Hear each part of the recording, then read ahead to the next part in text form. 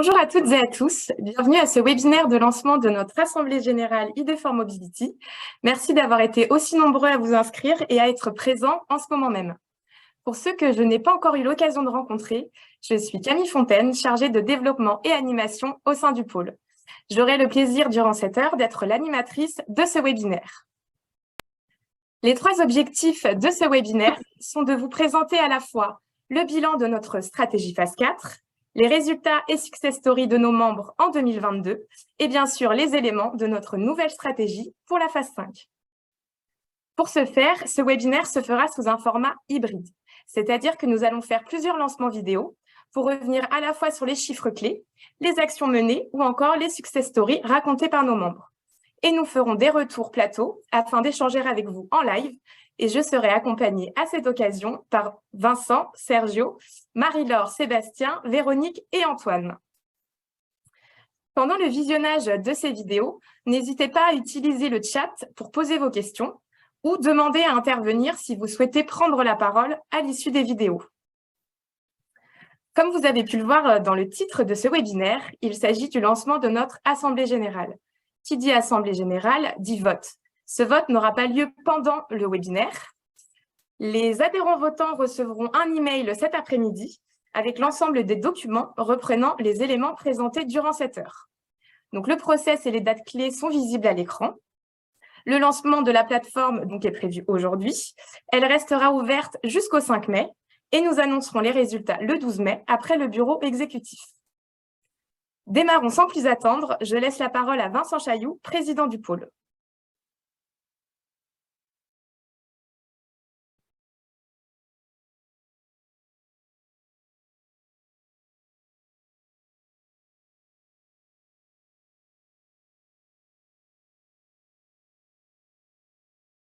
« 2022, ou la dernière année de notre plan stratégique 2019-2022. En tant que président du pôle, j'ai pu observer et suivre avec beaucoup de plaisir des résultats impactants pour nos membres, mais aussi des actions et des activités sur tous nos territoires. Nous allons évoquer, dans la suite de cette présentation, le bilan des résultats de l'année passée, mais plus largement l'aboutissement de notre plan stratégique 2019-2022, de notre phase 4. Il faut mettre ces résultats en regard avec la situation très particulière qu'ont vécue et que vivent encore nos entreprises et nos établissements de formation et de recherche. Le collaboratif n'a jamais été aussi important et vital que pendant cette période.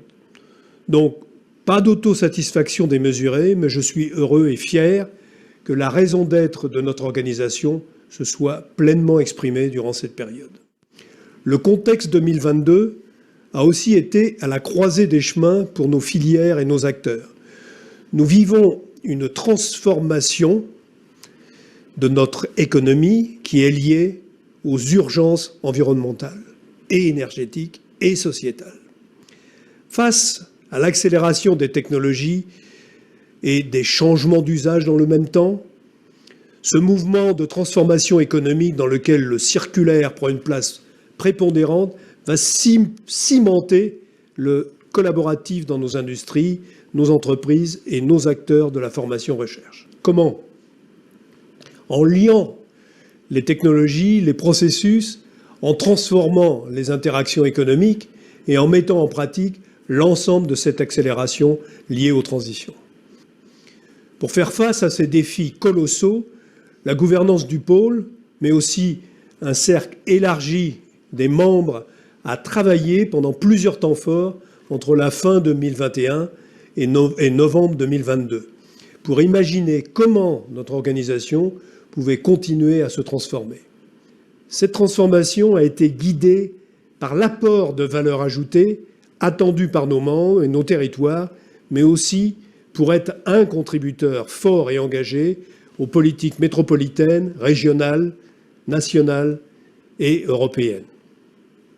En 2023, ID4CAR devient ID4Mobility. Le pôle change de nom pour exprimer sa volonté de mettre ses idées en mouvement et incarner cette transformation. En effet, Depuis de nombreuses années, le pôle accompagne près de 50% de ses membres et de ses projets en dehors des véhicules afin de répondre aux différents besoins de mobilité. Notre nouveau nom entérine donc nos activités passées et notre stratégie à venir. Être un pôle dédié aux mobilités terrestres dans toutes ses formes, véhicules, services, infrastructures ou industries. Notre mission est toujours d'aider les porteurs de projets sur nos territoires à concevoir, développer, expérimenter, industrialiser les solutions à impact pour le futur de la mobilité terrestre. Cette mission, nous la déclinons en deux grandes ambitions. Ambition numéro 1, réduire l'impact environnemental de la mobilité en contribuant à nos souverainetés industrielles et numériques. Si la mobilité est l'un des principaux contributeurs des émissions de CO2, elle porte aussi les solutions futures, qu'elles soient tech ou non. Les transitions nous amènent à changer d'échelle et adopter une approche systémique et circulaire. Les solutions de mobilité doivent se penser depuis leur production jusqu'à leur usage si on veut qu'elle ait des impacts et des externalités positives. Ambition 2. Passer des filières aux écosystèmes. En effet, imaginer la création de valeur dans le futur à court et moyen terme doit se faire au-delà des filières et des communautés établies. Ce changement de nom nous donne la liberté et la crédibilité d'exécuter notre offre de services de manière plus large, en facilitant la diversification, en mettant en réseau nos communautés automobiles, véhicules professionnels, machinisme agricole, transport public, nouvelles mobilités, cycles, logistique. Nous continuerons évidemment d'accompagner nos 400 membres et territoires par des approches individuelles et collaboratives. À ce titre, je tiens une nouvelle fois à vous remercier, vous, l'ensemble des membres, mais aussi nos partenaires de la première heure. Je parle ici des régions Bretagne, Pays de Loire et Nouvelle-Aquitaine, ainsi que des métropoles de Rennes et du Mans pour la confiance et le soutien renouvelé. Pour finir, parce que le collaboratif et le coopératif est notre ADN, je tiens à remercier le collectif des administrateurs, des membres, des différents comités et l'équipe pour faire de cette mission et de ces ambitions une réalité.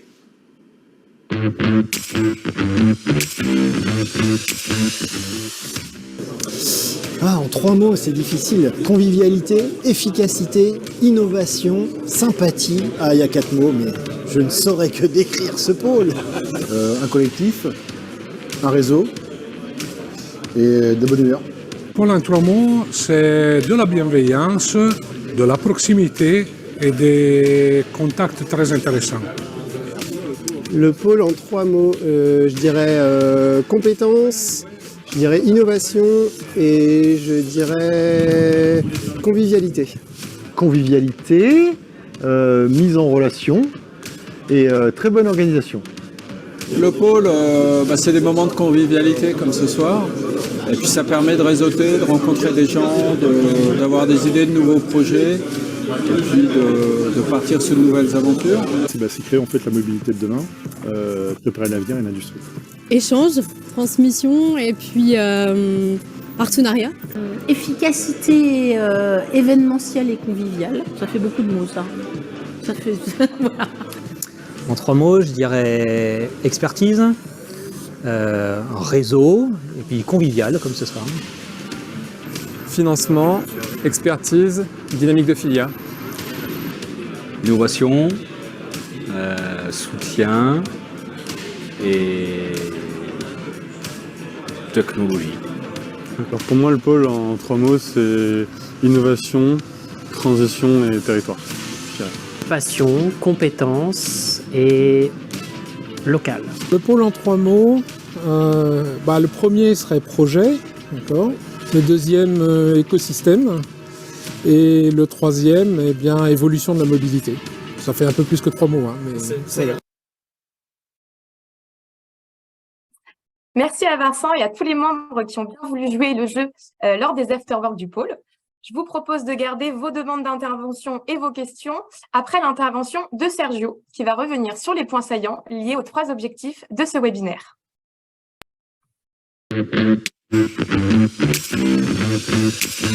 Bonjour à tous et à toutes.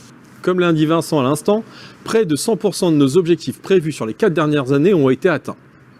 Alors, 3 chiffres sont à mettre en valeur pour mesurer le chemin parcouru.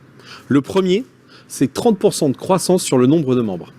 Ces membres sont de nouveaux acteurs émergents liés au système de mobilité et au sujet de souveraineté industrielle. Alors, cette croissance, elle a été aussi accompagnée par une logique territoriale qui a été au cœur de notre stratégie avec l'intégration de la région Nouvelle-Aquitaine, mais aussi et surtout l'implication active dans les stratégies régionales bretonnes et ligériennes. Le deuxième chiffre, c'est 70 millions d'euros de financement obtenus pour nos membres et nos territoires. Alors ces 70 millions, ils sont surtout révélateurs de la belle hybridation que nous avons réussi à faire sur nos projets d'innovation entre la partie véhicule et la partie service en croisant industrie et numérique. On a aussi contribué à consolider le développement de la plateforme industrielle Excelcar avec des projets ambitieux dont vous avez entendu parler ces dernières semaines. On a amplifié les formes d'innovation en allant sur le copilotage de projets d'expérimentation sur les sujets de nouvelle mobilité, tant au niveau métropolitain qu'au niveau européen. Et puis cette hybridation, elle ne s'est pas arrêtée là, elle ne s'est pas arrêtée à la recherche et développement, mais on a aussi trouvé son alter ego dans des projets industriels avec plus de 70 projets accompagnés dans le cadre des plans de relance et de France 2030. Et puis, le dernier chiffre, c'est 29% de taux de réussite aux appels à projets européens avec 8 projets financés. On a accéléré notre stratégie européenne avec un relais mutualisé à Bruxelles et bien d'autres actions. On a réussi à accompagner plus de 40 partenaires sur les 28 projets labellisés. Et le pôle a été partenaire et sous-traitant de 6 projets pour accompagner nos membres et nos territoires à déployer de nouvelles solutions. On vient de terminer le bilan de la phase 4 des 4 dernières années. Maintenant, exercice obligé, un petit zoom sur l'année 2022 avec de beaux résultats. Alors, ne vous inquiétez pas, je ne vais pas rentrer dans le détail puisque ce sera Véronique, Sébastien et Antoine qui feront l'exercice. Mais j'aimerais insister sur certains aspects. Le premier, c'est que près de 100% de nos 17 indicateurs de performance ont été atteints avec des impacts et des retombées pour nos territoires et nos membres. Ce qui renforce notre culture du résultat plus que celle des moyens. 2022 a été le laboratoire de notre nouvelle stratégie avec 3 faits marquants. La première, c'est que la création de cette stratégie a représenté près de 30 réunions de travail impliquant près de 60 personnes. Notre événement annuel aussi a été un élément marqueur de cette année 2022 avec le Forum Mobilité Transition que l'on a organisé et qui a réuni 600 personnes et près de 60 exposants de toutes les formes de mobilité, symbole de notre écosystème. Le dernier point, c'est la stratégie d'animation autour de 6 axes thématiques qui a amorcé la structuration de plusieurs communautés comme SIGO, filière économique du vélo, que l'on soutient opérationnellement ou dans une autre forme, la coopération dans le cadre de la filière véhicule défense au sein de Pilote avec la DGA, le ministère des Armées et la SAT Ouest Valorisation. Alors, 2022 est passé, place à 2023. En cette nouvelle année, au-delà de ce que l'équipe va vous présenter, nos efforts vont se porter sur quoi? Sur la volonté d'avoir un plan d'action spécifique par communauté et filière. Elles sont au nombre de 10 et ont pour vocation de partager une vision et des priorités, mais aussi de générer des animations et des actions opérationnelles. Le deuxième point, c'est le fait d'articuler une feuille de route innovation et une feuille de route industrie. Ce n'est pas une nouveauté chez ID4 Mobility, mais l'originalité de cette démarche est maintenant d'articuler nos objectifs entre concevoir, développer, expérimenter, produire, pour avoir un maximum d'impact sur nos membres et nos territoires.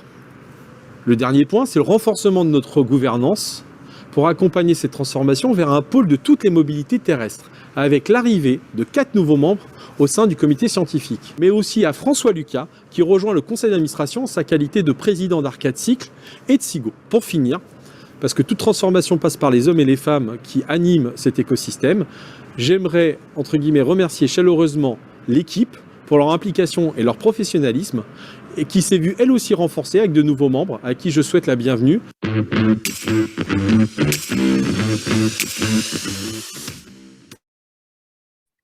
J'espère que ces interventions de Vincent et Sergio vous ont permis de mieux appréhender les grandes tendances de nos résultats passés et de notre nouvelle stratégie.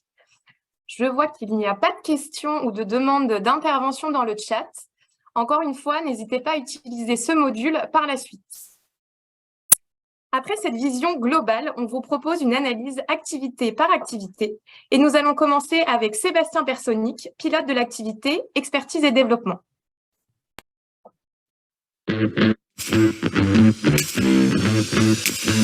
Bonjour à tous, je vais vous présenter les résultats 2022 de l'activité expertise et développement et notre plan d'action 2023. La ligne directrice de l'activité est la gestion de la dynamique globale du réseau, à savoir son développement et celui de ses partenariats, son animation, la définition de plans d'action individualisés avec nos adhérents et leur valorisation. Côté membres, 63 acteurs nous ont rejoints, incluant les 20 nouveaux membres liés à la filière cycle SIGO. À fin 2022, le réseau dépasse les 400 membres. Ce qu'il faut retenir, leur activité est alignée avec les 6 axes stratégiques poursuivis par le pôle en 2022. À titre d'exemple, nous avons augmenté la force du réseau sur la mobilité décarbonée, la mobilité numérique ou encore la mobilité active. Nos nouveaux membres couvrent l'ensemble du périmètre territorial du pôle avec une répartition régionale équilibrée au regard des forces en présence. Ils couvrent aussi l'ensemble des thématiques confirmant l'approche système de mobilité suivie dans le cadre de notre nouvelle stratégie 2023-2026. 2 chiffres en additionnel, 47 PME start-up, ce qui conforte notre rôle de développeur de projets pour les jeunes entreprises innovantes et industrielles, et près de 50% des nouveaux membres sont des fabricants de véhicules de tout type. On parle ici de sport auto, de véhicules professionnels, de véhicules industriels, de vélos, de véhicules intermédiaires ou encore de robotique mobile. Côté valorisation, plus de la moitié de nos membres ont été valorisés en 2022 dans des formats divers. Des interventions durant nos conférences et webinaires, des mises en avant dans des espaces d'exposition et des communications dédiées sur nos réseaux sociaux. À ce sujet, une forte augmentation de l'impact de nos communications sur les réseaux a été constatée, ainsi qu'une évolution de quasiment 50% de nos abonnés. Nous avons valorisé les réussites individuelles de nos membres, mais également collectives, et nous chercherons à accentuer la valorisation du collectif durant l'année 2023, en s'appuyant notamment sur les réussites des projets collaboratifs engagés ou en finalisation. Et pour finir notre bilan en 2022, plus de 4000 personnes ont participé à nos 53 événements. Nous avons atteint une très bonne couverture thématique, c'est-à-dire une bonne répartition entre les sujets technologiques, d'usage des mobilités industrielles ou encore business. Une animation aussi qui touche nos différentes communautés. Enfin, concernant la mise en réseau de nos membres, notre objectif 2022 a été plus que doublé grâce à la digitalisation d'une partie de cette activité. On note qu'une part non négligeable de ces mises en relation sont liées à des dynamiques de partage d'informations entre nos adhérents, afin de soutenir par exemple des stratégies d'investissement ou de diversification marché de différentes entreprises.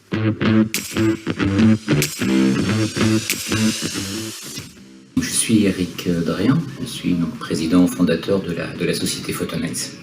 Donc Photonines est une entreprise qui existe depuis maintenant un peu plus d'une vingtaine d'années et donc nous sommes des concepteurs de solutions optiques. Donc la conception de solutions optiques, ça passe par des caméras, ça passe par des spectromètres, ça passe par des composants optiques et des systèmes d'illumination qu'on va combiner ensemble pour délivrer une solution complète à nos clients. Donc nous sommes sur les secteurs de la recherche académique, mais dans l'industrie on travaille beaucoup avec la mobilité, avec le secteur de l'agroalimentaire, le secteur aussi agricole, et également la défense et d'autres industries plutôt en mode transverse.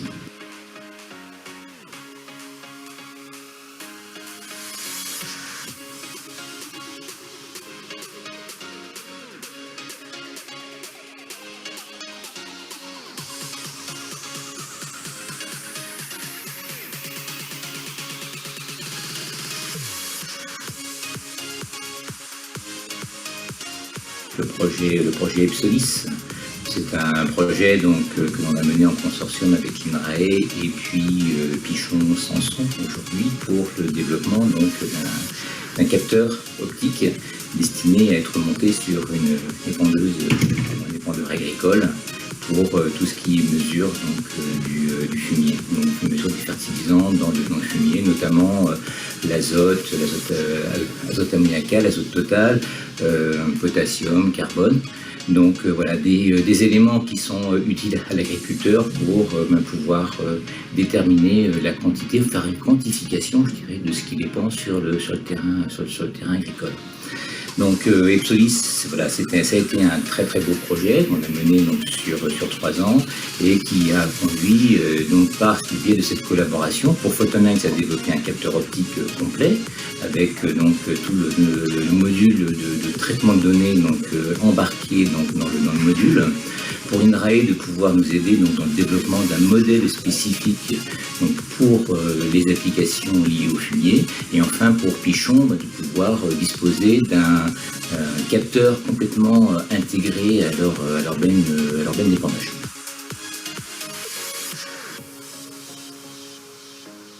Je pense que c'est un pôle qui apporte une certaine dynamique, je dirais, au sein donc, de la région. En tous les cas, je vais parler pour la région Bretagne. Il y a eu beaucoup de manifestations, et de manifestations assez pertinentes qui ont rassemblé donc, différents acteurs du secteur donc de l'automobile ou de toute façon de la mobilité en général.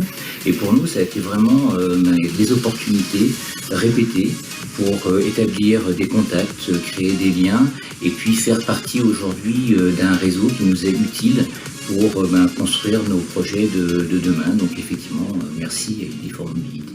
J'espère que ce retour d'expérience vous a plu et je remercie vivement Éric Dréan pour son témoignage. Et maintenant, quel plan d'action pour 2023 ? Pour la partie développement, l'objectif est de poursuivre la consolidation d'un réseau représentatif, équilibré et d'excellence sur l'ensemble des mobilités terrestres, avec notamment un focus sur l'intégration d'acteurs émergents, qui sont une cible de France 2030, sur des thématiques deep tech, telles que les nouvelles énergies, ou des thématiques low tech appliquées à nos marchés, mais également l'intégration de têtes de filière et grands groupes sur nos différents segments. L'objectif sera également de développer des partenariats permettant de déployer nos actions sur des segments en croissance au niveau du pôle, tels que le ferroviaire, la logistique ou encore la défense. Et enfin, l'objectif sera de poursuivre la valorisation de nos membres en quali et en quanti, l'axe prioritaire restant la poursuite de notre développement sur les réseaux sociaux afin d'agir comme une caisse de résonance pour nos membres. Pour la partie expertise, l'objectif sera toujours de faire vivre les communautés du réseau et créer des connexions à valeur ajoutée intra- et interfilières. Pour l'animation, l'idée principale est d'augmenter le nombre d'animations physiques via notamment l'engagement de petits collectifs et groupes de travail et d'événements facilitant les échanges et le networking. Nous poursuivrons également notre dynamique de webinaire afin d'alimenter la veille de nos adhérents sur des axes à fort enjeu tels que la décarbonation et la digitalisation de nos filières. Pour les mises en relation, au-delà des chiffres qu'on cible, l'idée sera de développer notre réseau de contacts afin de faciliter ces mises en relation sur des sujets à la fois offensifs ou défensifs de type diversification marché. Nous poursuivrons la réalisation d'événements business digitalisés avec une extension thématique pour aller au-delà du volet industriel. Si vous voulez plus de détails sur l'ensemble des actions que je viens de vous présenter, rendez-vous sur notre site internet. Et à bientôt lors de nos prochains rendez-vous.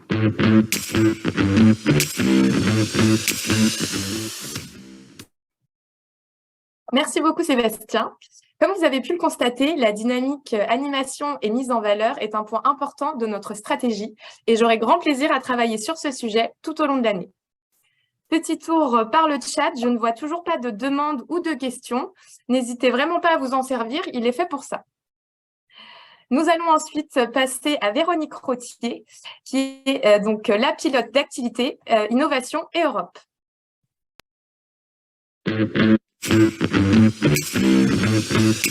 L'année 2022 a clairement été une belle année au sein de l'activité Innovation et Europe au sein du pôle. Pourquoi ? Tout simplement parce que 37 projets ont été labellisés au cours de l'année. On peut par ailleurs souligner en complément 6 projets européens accompagnés. Ces 37 projets labellisés représentent 88 millions d'euros de budget et 45 millions d'euros d'aides demandées. Il y a plusieurs raisons à cette augmentation du nombre de projets labellisés en 2022. On note le besoin de la part des entreprises d'anticiper fortement les transitions à l'œuvre actuellement, comme la transition numérique ou la décarbonation des mobilités. D'autre part, un autre facteur externe est le nombre important de dispositifs ouverts en 2022, notamment pour aider les acteurs économiques à faire face aux transitions citées juste avant. Du côté des facteurs internes, 2 actions ont majoritairement impacté les résultats 2022. Le renforcement d'une communication adaptée pour chacun des appels à projets, des emailing ciblés, des campagnes d'appels téléphoniques ou encore des animations. Nous avons notamment organisé des webinaires en collaboration avec d'autres pôles pour mutualiser les moyens. Pour maximiser l'intérêt de ces actions, des questionnaires ont été mis en place systématiquement en fin de webinaire et cela nous permet de recontacter les participants à l'issue rapidement afin de les accompagner sur leur montage de projet. En plus de cette communication descendante adaptée, nous avons beaucoup travaillé sur la remontée d'informations via la réalisation volontariste de diagnostics et innovation ou Europe avec les membres, suivant un principe de ciblage des actions en collaboration avec les collègues de la partie réseau. Voici quelques chiffres pour illustrer cette dynamique d'émergence que je viens de vous décrire. En 2022, on compte 115 pré-projets qui ont été enregistrés sur l'année et 43 coachings ciblés Europe qui ont été réalisés.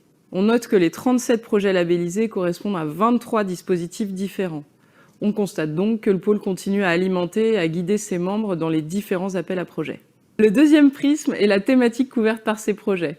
On peut commencer par dire que les projets labellisés sont en droite ligne de la stratégie du pôle autour des véhicules et des services innovants. Pour n'en citer que quelques-uns, les projets ont couvert des thématiques aussi diversifiées qu'une plateforme mutualisée de résilience vis-à-vis de la cybersécurité, un véhicule intermédiaire, en passant par des infrastructures connectées ou des projets de batteries innovantes, ou encore des systèmes d'optimisation de la logistique. La transition énergétique est, comme vous le savez, un des enjeux majeurs de la filière, ce que nous retrouvons dans cette analyse. 9 projets labellisés en 2022 traitent, entre autres, d'électrification, d'hydrogène ou de transition énergétique. Notre troisième prisme d'analyse est celui des partenaires de projet. Nous en dénombrons 87, soit une moyenne de 2,3 partenaires par projet. Ce chiffre illustre clairement le fait que la collaboration est toujours au cœur de l'innovation portée par le pôle. Des projets monopartenaires, notamment dans le cadre du concours Innov, sont bien sûr accompagnés par le pôle aussi. Vous pouvez aussi analyser que les laboratoires publics prennent toute leur place dans les projets en représentant un tiers des partenaires. Et nous gardons notre cap de l'accompagnement des TPE-PME qui représente la même proportion des partenaires accompagnés. La logique de partenariat du niveau régional au niveau international mise en place fonctionne bien. On peut souligner que le travail avec les autres structures d'accompagnement à tous les niveaux porte ses fruits, avec les autres pôles et autres structures d'accompagnement au niveau régional, avec l'Interpôle Mobilité au niveau national et avec la FAMN et notre représentation commune à Bruxelles au niveau européen. Nos partenaires et réseaux au niveau international nous ont par exemple permis d'accompagner 15 membres vers 4 pays pour construire des initiatives de projet.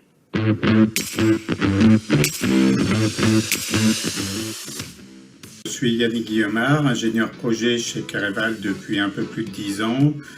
Kereval est un laboratoire de tests logiciels qui fait des tests de performance fonctionnelle et de cybersécurité.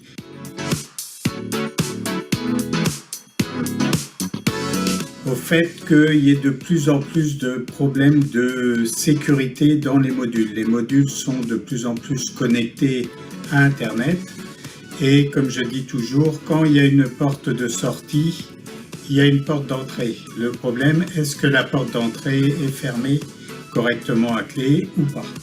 Et donc il y a eu depuis 2015 pas mal de problèmes sur des véhicules comme la Jeep Cherokee qui a été envoyée dans le fossé par des universitaires américains.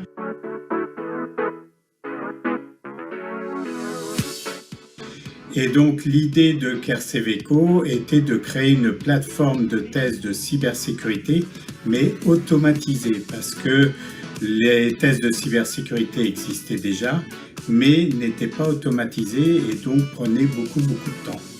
Et donc c'était avoir un gain de temps, donc forcément un gain d'argent pour les entreprises par rapport à ce type de test pour que les entreprises puissent en faire plus facilement.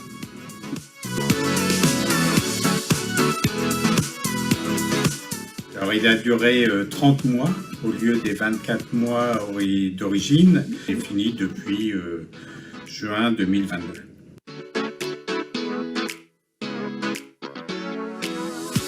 L'accompagnement du pôle, il a été à plusieurs niveaux. Donc, on a été labellisé par le pôle ID4CAR à l'époque, ID4 Mobility maintenant, avec l'aide déjà pour trouver le partenaire. On voulait trouver un autre partenaire industriel. On avait pensé à un fabricant de machines dans l'agricole, mais le sujet était un peu trop loin de son domaine d'activité, et c'est par l'intermédiaire du pôle qu'on a trouvé Mobility Tech Green. Après, il y a eu aussi une grosse aide sur la façon de présenter le projet de manière à ce qu'il soit accepté, et puis d'avoir certains sujets qui pouvaient être plus, on va dire, dans l'air du temps. Plusieurs retombées, donc une première retombée qui a été un accord de partenariat entre l'UTAC et Kereval pour les tests de cybersécurité, et je pense que le projet CARSEVECO a été un effet déclencheur de cet accord-là. Et puis des projets aussi, parce que en même temps qu'on faisait CARSEVECO pour les tests de cybersécurité, on faisait aussi une plateforme pour les tests fonctionnels. Et suite à ça, on a eu des projets, un premier gros projet pour fournir des bancs de tests fonctionnels. Et là, on en a un deuxième avec un fournisseur de machines agricoles.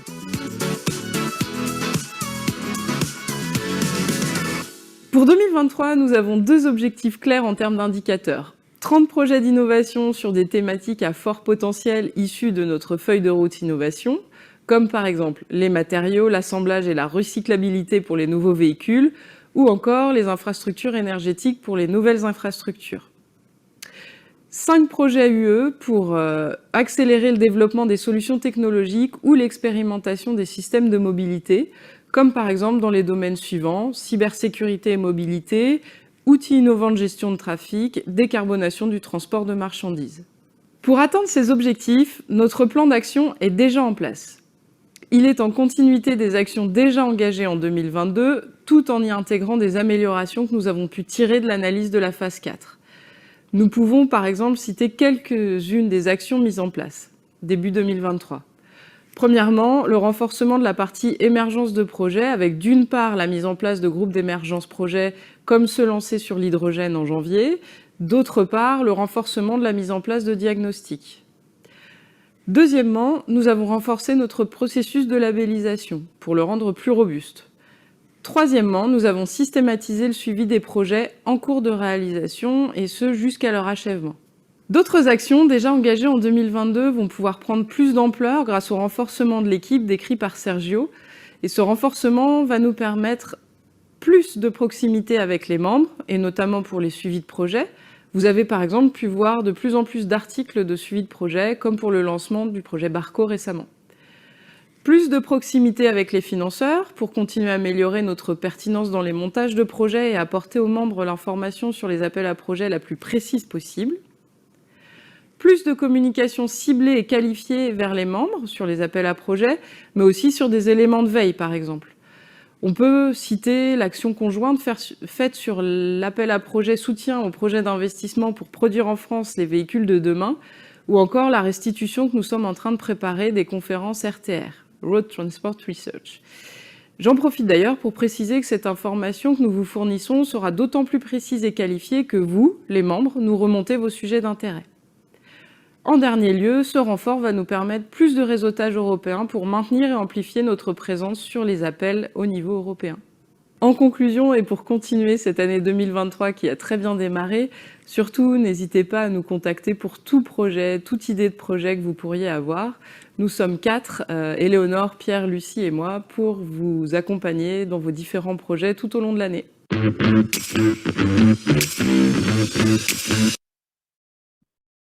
Merci à toi Véronique. Donc comme évoqué, le renforcement de cette équipe Innovation et Europe nous permettra de vous accompagner au mieux dans vos projets et vos recherches de financement. Petit tour par le chat, je ne vois toujours pas de questions ou de demandes d'intervention. Nous allons donc enchaîner avec l'intervention d'Antoine Surgaud, pilote de l'activité Industrie et Croissance.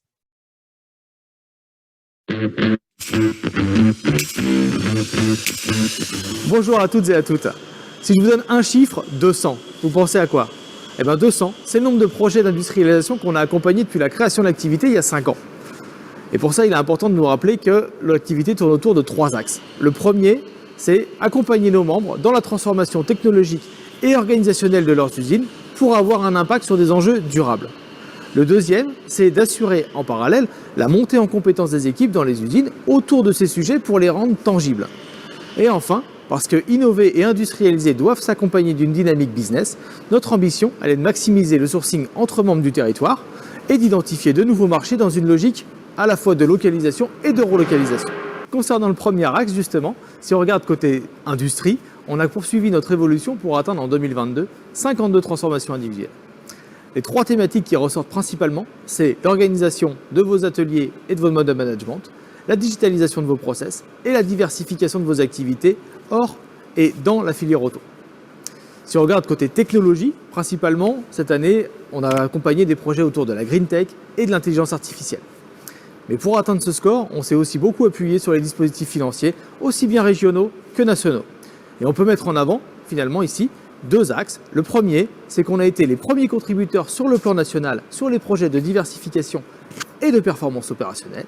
Et le deuxième axe, qu'on a accompagné à travers les dispositifs France 2030, 11 projets qui représentent 44 millions d'euros. Et donc pour réaliser ces transformations, nous mettons aussi en place des démarches pour accompagner les équipes dans les usines. Comment ? Eh bien, d'abord à travers les groupes de travail qui visent l'acquisition de connaissances et de compétences en mode collaboratif. Donc à travers ça, on a monté 2 groupes de travail. Un premier sur l'usine décarbonée et un deuxième sur l'usine connectée. Et à travers ces 2 ateliers, ces 2 groupes de travail et donc ces 6 ateliers, on a réuni plus d'une quinzaine d'experts. Et au total, ce sont 51 entreprises qui ont été accompagnées sur ces 2 thématiques. Deuxième levier, les challenges Open Industry qui permettent finalement à des industriels de trouver des solutions innovantes lorsqu'ils rencontrent des problématiques de process complexes pour lesquels leurs équipes et leurs fournisseurs habituels sont dans l'impasse. Et c'est ainsi qu'on a accompagné 3 challenges en 2022 sur la décarbonation et sur la digitalisation de process. Et donc sur notre 3e levier, côté croissance, nous ne sommes pas en reste, puisqu'ici aussi nous avons besoin de rester agiles. Notre objectif, c'est vraiment de travailler sur votre sourcing local. Et c'est ainsi qu'on a accompagné 34 entreprises sur leur marché et qu'on a développé plus d'1,5 million de chiffre d'affaires localisés sur nos territoires. Et en parallèle de ces rencontres physiques, on a également organisé des événements digitaux. Un orienté produit avec les rencontres nationales du cycle et un autre orienté service avec Business for Industry que vous êtes très nombreux à suivre. Ces 2 événements sont un levier de rencontres rapides et de génération de business hyper attendu puisque nous avons réuni au total plus de 400 structures et généré plus de 2200 rendez-vous en seulement 2 semaines. Preuve que finalement le digital permet aussi au pôle d'amplifier son rôle de connecteur et d'apporteur d'affaires. Et enfin, pour faire face à la croissance, certains de nos membres ont besoin d'intégrer de nouvelles méthodes et de nouvelles opportunités. Et pour ça, l'accélérateur filière est en place et a permis à 6 entreprises d'intégrer la nouvelle promotion. Donc je travaille chez Talandi et je suis en charge des achats et de l'accompagnement des nouveaux projets en termes d'industrialisation.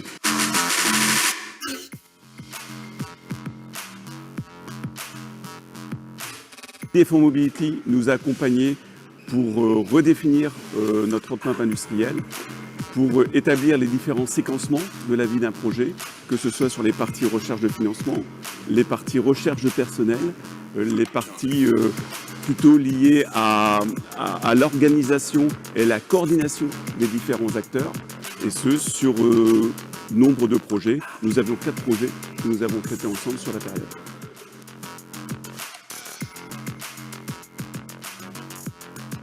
À titre d'exemple, le Challenge Open Industry nous a permis donc de redéfinir ou de préciser notre besoin, de nous mettre en relation avec un certain nombre de prestataires capables effectivement de nous apporter des solutions face à nos problématiques et face à notre cahier des charges, à apporter une organisation du projet qui nous a permis de nous décharger en termes de ressources et en termes de temps pour mener à bien nos missions traditionnelles. Et à mettre en place, effectivement, vous voyez ici donc une solution qui est pérenne, qui est efficace.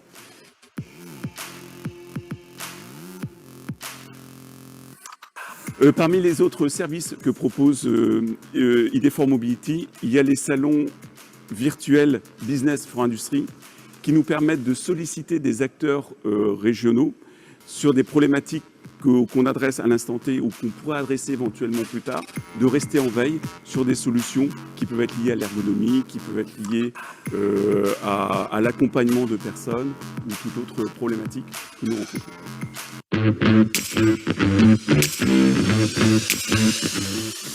Bonjour, je suis Anthony Chabiran, le dirigeant de la carrosserie Nouvelle CBIM, constructeur carrossier en Vendée à Fontenay-le-Comte.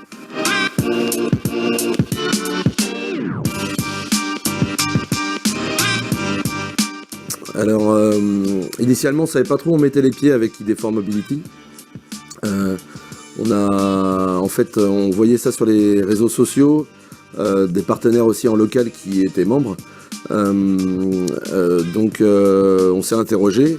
On a contacté ID4 Mobility, en fait, savoir à quoi ça correspondait. En fait, ils nous ont expliqué que c'était un pôle de compétences et qu'ils étaient là pour nous conseiller, être en veille active pour nous et nous stimuler et rentrer dans un parcours. Donc on a adhéré et avec le recul on est en veille permanente. Ils nous accompagnent en fait avec le réseau sélectionné avec des entreprises sur des spécificités bien particulières et on a vraiment créé une roadmap en fait industrielle.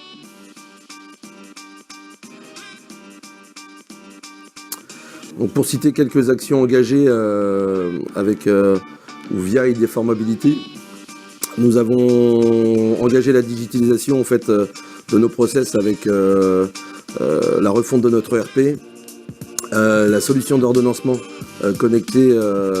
directement connectée avec nos opérateurs, un vrai conseil en fait via ID4 Mobility qui nous ont mis en relation avec des interlocuteurs dédiés qui sont sélectionnés par leurs soins, qui dit gain de temps, gain d'argent automatiquement.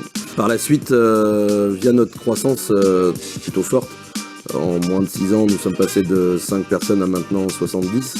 Ils nous ont conseillé d'intégrer un accélérateur automobile via la BPI, qu'on vient de terminer ces jours-ci, où dans cette démarche-là, nous avons été audités, nous sommes conseillés par des experts certifiés sur la supply chain, sur le lean management. Nous sommes en cours en fait pour améliorer notre croissance et notre performance opérationnelle. Et finalement, le pôle reste en permanence en fait à nos côtés pour tous nos sujets en fait du quotidien et qui puissent nous permettre de continuer notre accélération en fait industrielle et opérationnelle.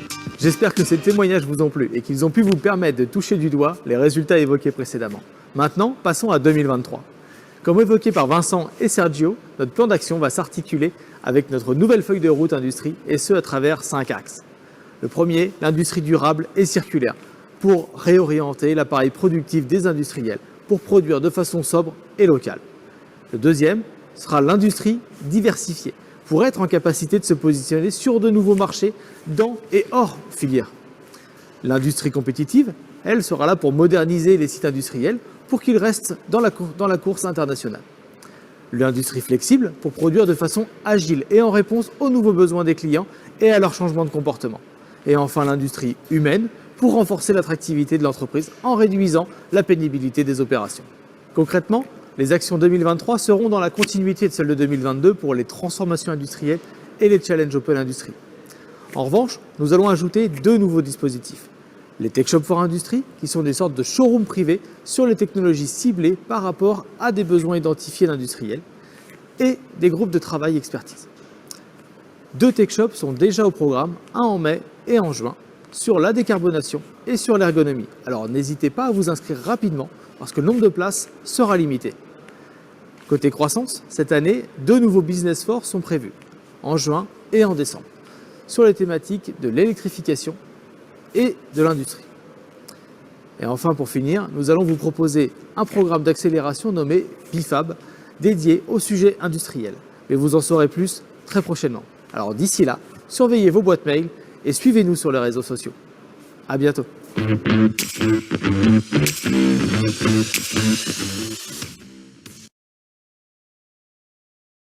Merci Antoine.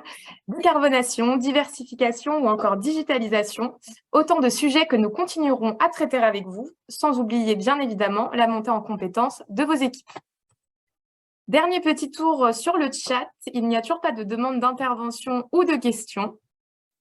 On espère que le format de ce webinaire et son contenu vous ont plu. Avant de se quitter, un dernier petit rappel concernant le vote. Donc, la plateforme sera ouverte à compter d'aujourd'hui et ce jusqu'au 5 mai. Vous avez donc 15 jours pour voter. Et on s'est lancé un petit challenge en interne, obtenir un nouveau record de vote qui était de 50% l'année dernière. On est persuadé que vous pouvez faire mieux et que tous... oh là là, 1, 2, 3... Et pour finir sur un petit clin d'œil et pour continuer à mettre à l'honneur nos membres, la suite de la vidéo prise lors des afterworks qui se sont déroulés à Nantes, Rennes, Le Mans et Bordeaux en début d'année. Merci à toutes et à tous pour votre participation et à très bientôt.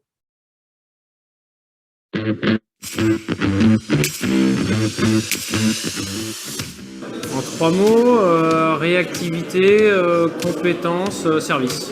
En 3 mots, réactivité. Parce que je sollicite souvent Bruno Boucher à propos de différentes choses. Il est très réactif, même lorsque souvent je le sollicite à la dernière minute, mais il est assez réactif. Donc c'est le premier mot qui me vient à l'esprit. Recherche, projet et collectif. En 3 mots, je commençais par relation, parce qu'on en parlait il y a quelques instants, donc pour la mise en relation avec pas mal de monde du secteur ou hors du secteur, parfois quand on a besoin. Mobilité, nous on est super contents que vous appeliez mobilité maintenant et pas forcément car, pas voiture, donc sortir un peu du monopole de la voiture. Rencontre. Réseau, compétences et expertise. En 3 mots, je sais pas, je dirais, j'aurais pensé à la voiture. Pour moi, il y a des forts cars, bon, ça a changé.